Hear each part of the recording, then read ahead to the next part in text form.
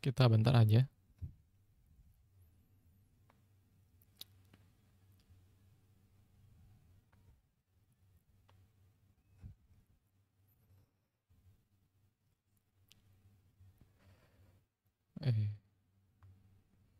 Udahlah.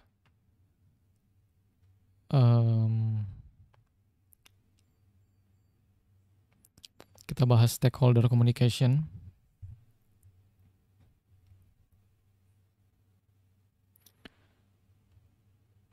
Jadi kenapa penting? Karena nggak semua orang ngerti kode, nggak semua orang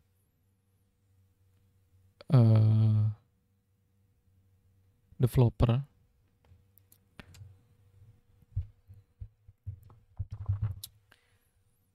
Terus karena orangnya nggak ngerti stakeholder apa? Karena stakeholder ini non teknis, jadi dia nggak ngerti.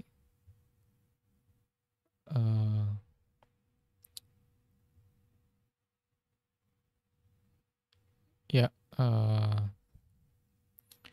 jadi ekspektasinya sering nggak realistis. Terus komunikasi yang buruk sama dengan frustasi tim. Ya kalau komunikasinya buruk karena nggak bisa gitu, nggak bisa komunikasi sama stakeholder ya, jadi timnya frustasi karena misalkan nggak bisa ngejelasin kendalanya, misalkan sebenarnya ada kendala gitu ya, tapi cara ngejelasinnya nggak bisa atau miskomunikasi gitu ya. Terus developer adalah jembatan antara teknologi dan bisnis. Jadi komunikasinya harus bagus. Nah, siapa aja stakeholder itu? Ada project manager, product owner, client, design, QA, dan end user. Pada dasarnya semua orang yang punya kepentingan ya di dalam project ini. Programmer sendiri bisa disebut sebagai stakeholder ya. Jadi ini tentunya termasuk PM ya. Kadang-kadang mereka bukan orang teknis gitu. Apalagi misalkan klien ya end user ya, sama sih ini harusnya. Bisa jadi ya sangat jauh dari teknis ya. Kesalahan komunikasi yang sering terjadi adalah dikira front end itu tinggal tempel desain ya. Terus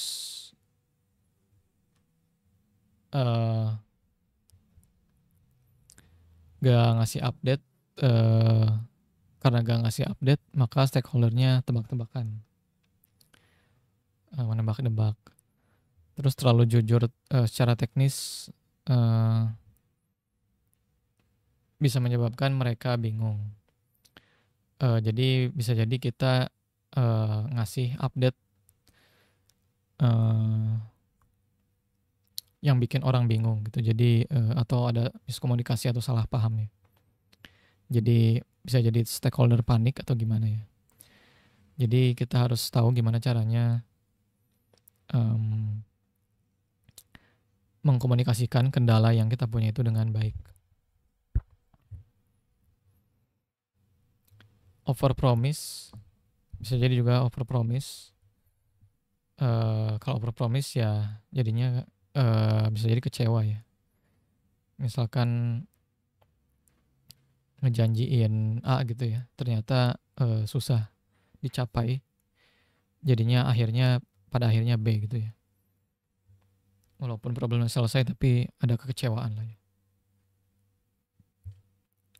Prinsip komunikasi yang efektif adalah transparan, terus update secara rutin, terus fokus pada impact bukan detail teknis, gunakan analogi atau visual, terus tulis keputusan dan status secara ringkas. Ya tentunya harus transparan ya, jangan sampai biar stakeholder nggak panik, kita jadi bohong gitu ya. Tetap harus transparan, tapi pastikan eh, tetap eh, ya tetap transparan tapi tetap jujur ya.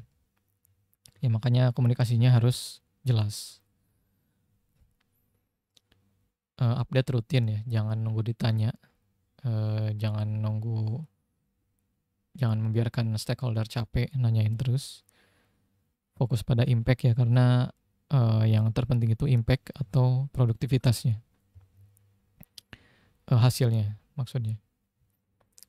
Nah kan analogi atau visual, nah ini nggak harus ngomong atau nulis di chat, tapi bisa juga gambar gitu.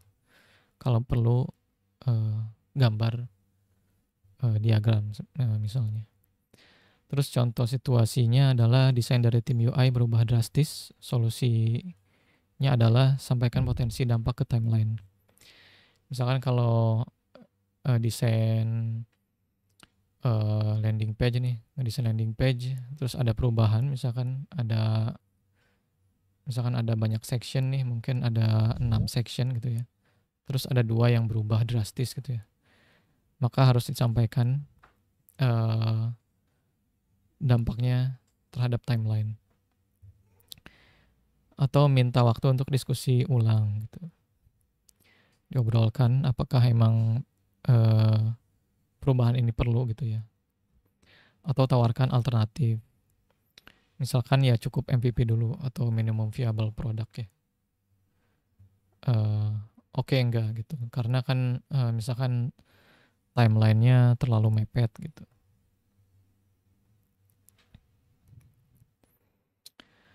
Contoh situasi yang kedua adalah stakeholder minta fitur mendadak. Oh ini sama juga ya. Ya mirip-mirip lah ya. Solusinya adalah bisa jadi evaluasi dulu gitu ya. Mampu atau enggak gitu. Terus tanyakan alasannya kenapa. Bisa jadi ini bukan solusi satu-satunya gitu. Atau mungkin ada salah paham, tujuannya sama tapi stakeholder beda cara memahaminya gitu. Beri opsi kompromi, versi sederhana atau dijadwalkan ulang. Ya ini sama juga, apakah memungkinkan kalau bikin versi sederhananya dulu? Atau misalkan pembuatan fiturnya dijadwalkan ulang gitu, misalkan di stage berikutnya misalkan. Mindset yang dibutuhkan, jangan jadi yes developer atau yeser ya. Artinya orang yes developer ini selalu diiyain ya, apa kata stakeholder selalu iya gitu. Nah itu belajar untuk tidak seperti itu gitu ya. Terus berani berkata tidak dengan alasan yang jelas ya. Boleh nolak gitu ya, boleh berkata tidak tapi alasannya harus jelas. Utamakan solusi bukan keluhan. Ya yang pasti solusinya harus jelas ya. Dan nggak cuma ngeluh tapi ngasih solusi. Bangun kepercayaan lewat konsistensi. Ya tentunya bangun kepercayaan ini penting ya, agar stakeholder nggak panik, nggak khawatir gitu ya dengan problem solving kita gitu ya, dengan kemampuan kita. Ada tools pendukungnya. Gunakan tools pendukung ini untuk membantu komunikasi. Bisa pakai Notion atau Confluence buat dokumentasi atau nyatet ya. Jira atau Trello buat tracking task atau project management. Figma, di Figma ada fitur komen, bisa ngasih feedback desain. Terus ya ini komunikasi biasa ya, Slack atau WhatsApp untuk daily sync ya, atau komunikasi harian ya. Oke, udah sebentar aja. Developer hebat adalah yang kodenya bagus dan komunikasinya juga cerdas. Saat kamu bisa menjelaskan keputusan teknismu dengan jelas, kamu bukan cuma coder tapi kamu adalah engineer. Jadi kalau bisa emang kita itu sebagai programmer jangan cuma bisa ngoding doang, tapi juga kita harus bisa sebagai benar-benar seorang engineer atau problem solver ya. Jadi keputusan-keputusan teknis itu ada dasarnya gitu ya, dan jelas ya. Oke, silakan barangkali mau bertanya Mas Ali.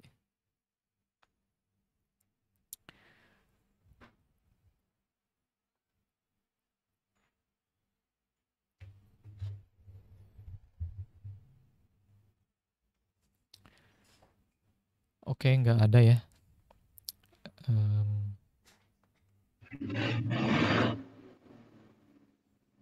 Oke, aku screenshot.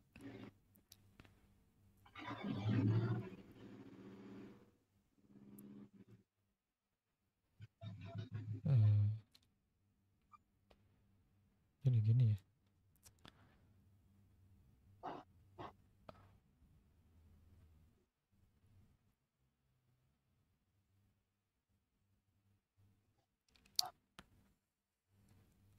Oke. Saat ini nggak ada. Siap.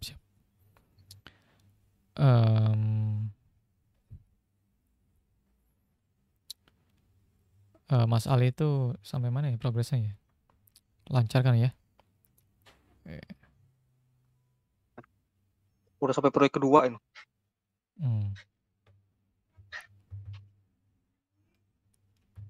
Wah, perlu.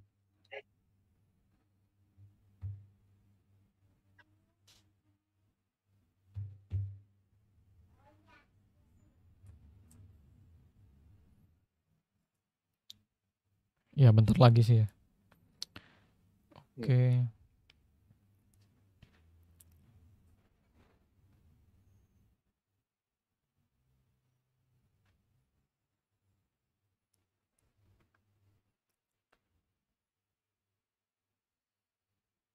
Aku mau screenshot dulu.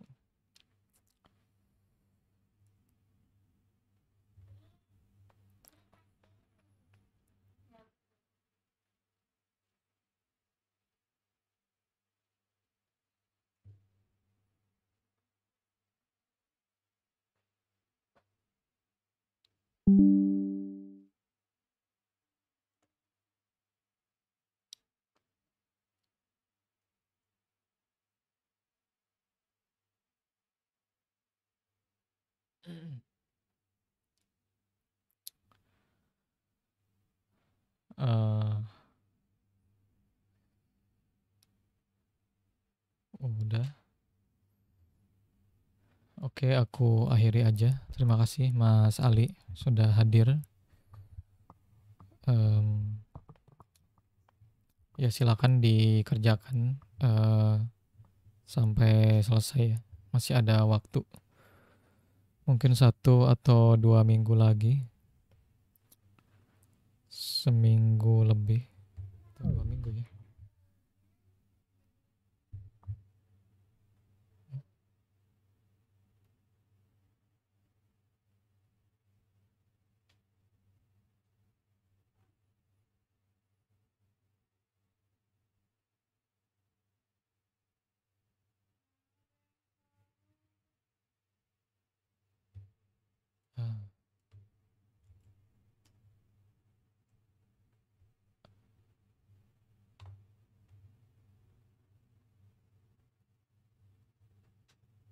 Kenapa ini putus ya?